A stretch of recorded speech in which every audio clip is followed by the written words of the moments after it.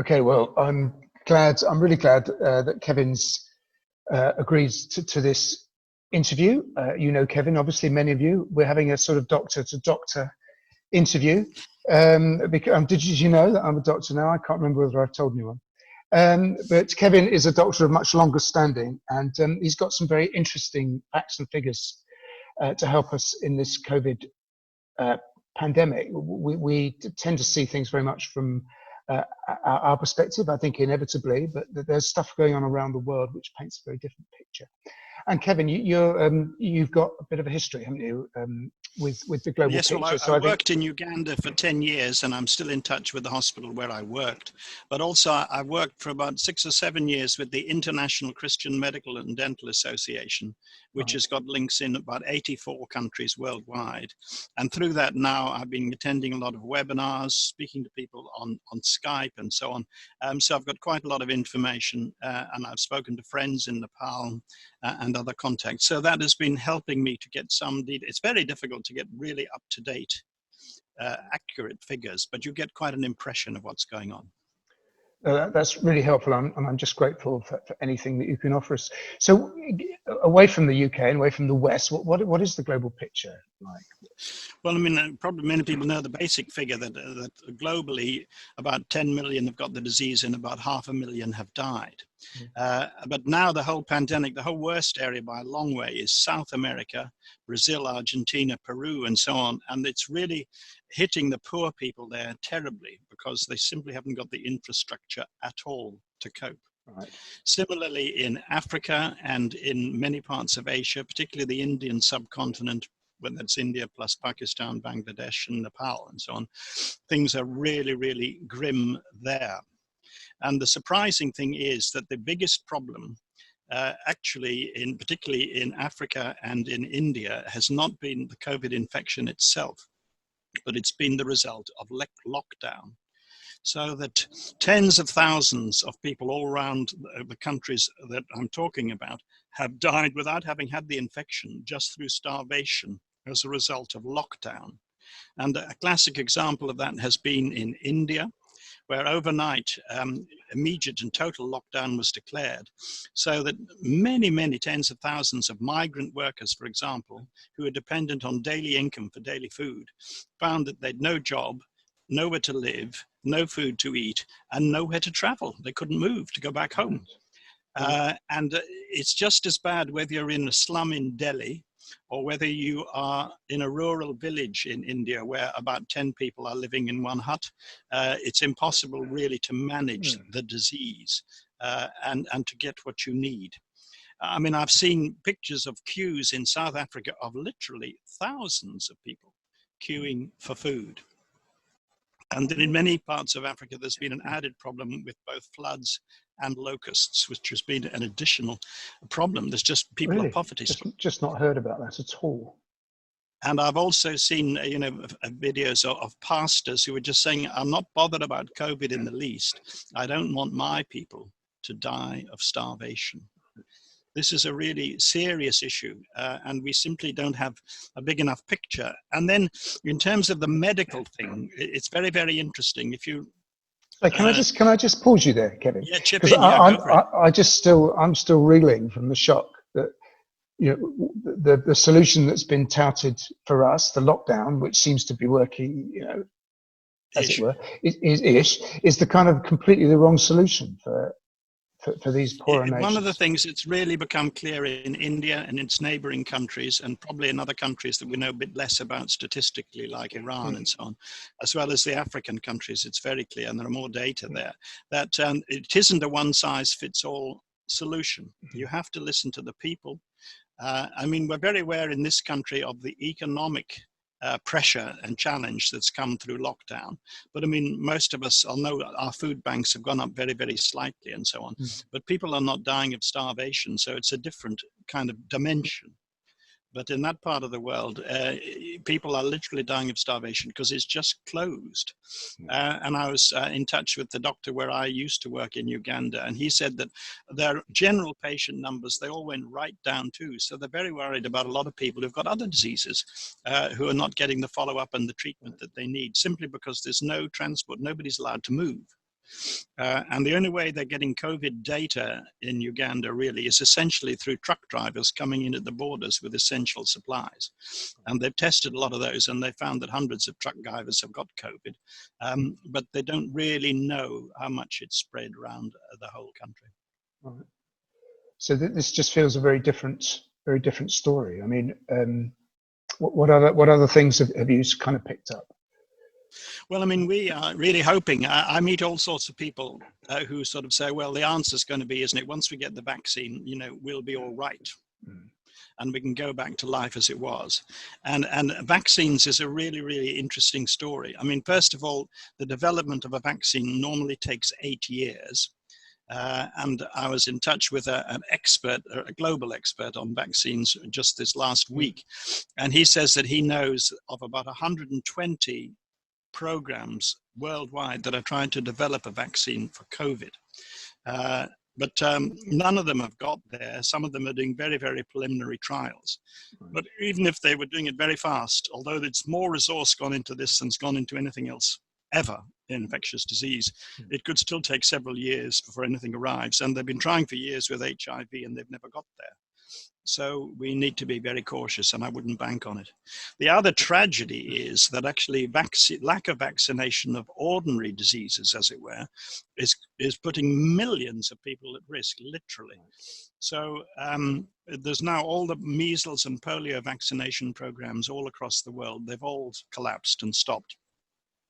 And this has put approximately 100 million young children at risk of dying of measles or of being disabled through polio. 100 million.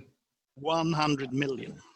Now, if you take COVID and children deaths, we know that it's about 500,000 deaths in COVID worldwide.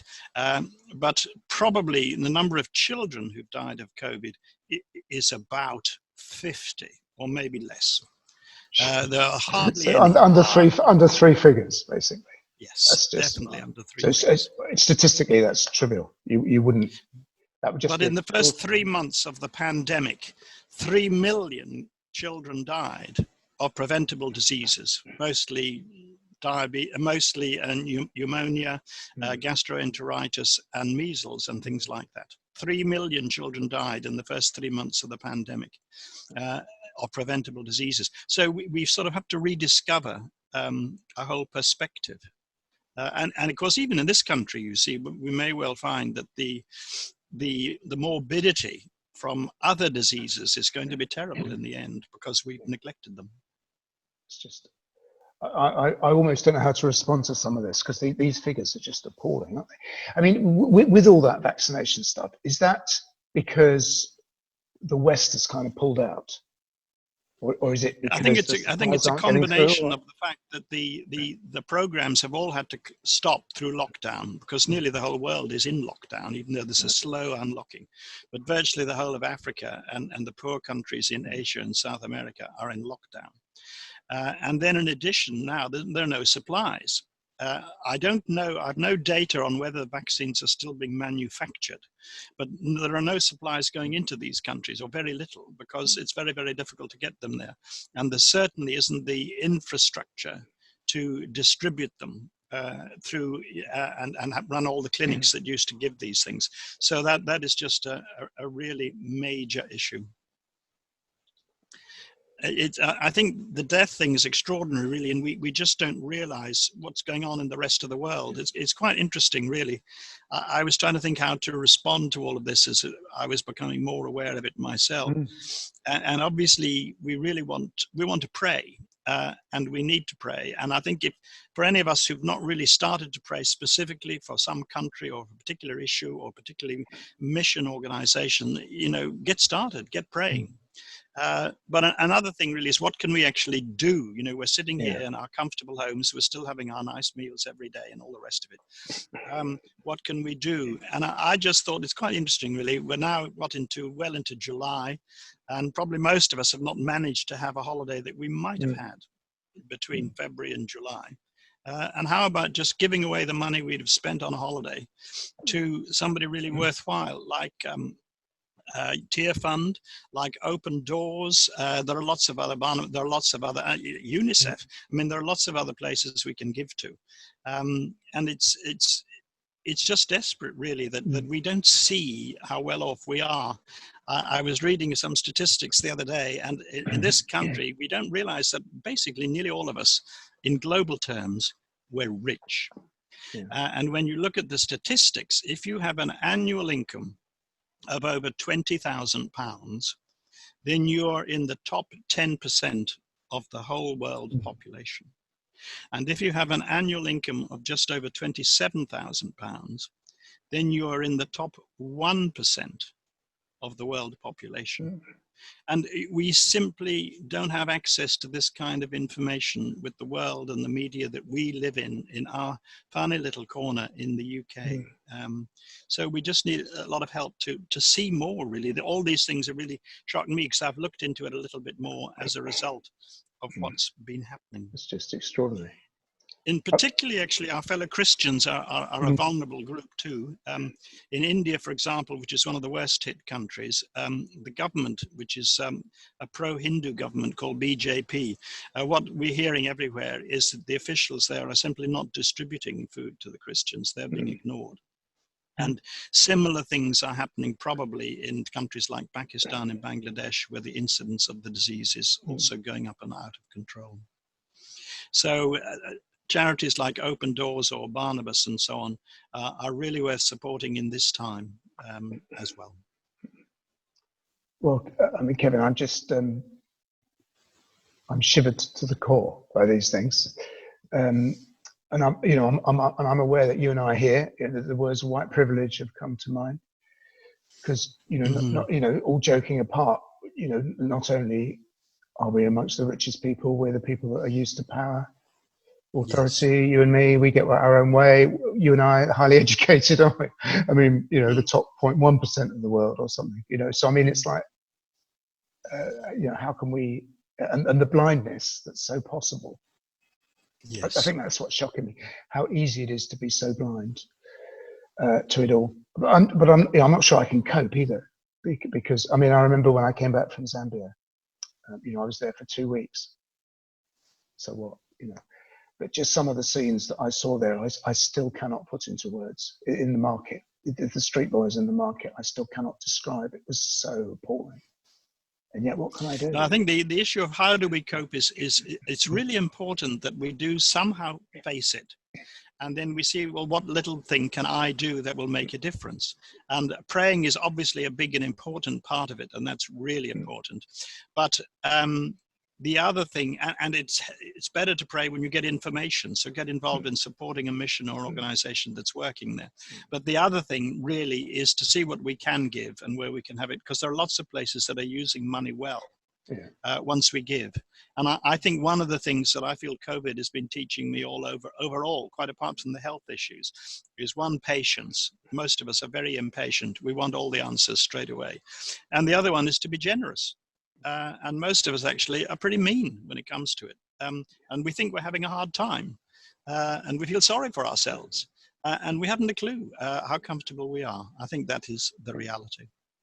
Yeah, and I'm feeling uncomfortable because we haven't spent a lot of money during this period. And because of that, my finances are looking pretty good. Yes. And I want to sit on it. So actually, I'm beginning to feel uncomfortable enough to say, no, actually, I've got to give some of that away. Anyway, Kevin, I mean, this has been fantastic conversation. Thank you. I really loved it. And we could have talked more and more. Thank you for all that global stuff you've let us in on. I would like to thank you also for letting us in on your private life by looking at all that junk behind you. I'm assuming this is your... This is our front room, which is still the computer room, but all the stuff behind is going to go to a charity shop or to whatever, because we've cleared out the attic and we've cleared out all sorts of things, and our grandchildren have all grown up from baby stage. So we're having a lot of fun clearing out stuff, but it hasn't actually found its new home yet. Well, I'm glad to hear that. So you've got a bit of a halo there, because that's all very pious. That's lovely, but I'm glad. Anyway, thank you. I claim no credit. It was Sheila's idea.